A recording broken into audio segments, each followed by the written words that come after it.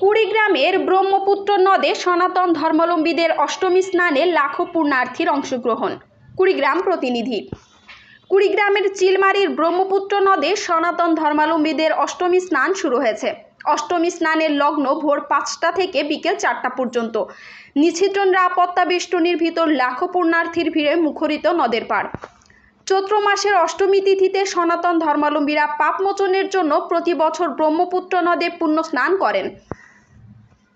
চিলমারী উপজেলার ব্রহ্মপুত্র নদের রমনা বন্দর এলাকা থেকে পুটিকাটা পর্যন্ত প্রায় 2 কিলোমিটার এলাকা জুড়ে ব্রহ্মপুত্র নদের তীরে অষ্টমী স্নান ও মেলা অনুষ্ঠিত হচ্ছে।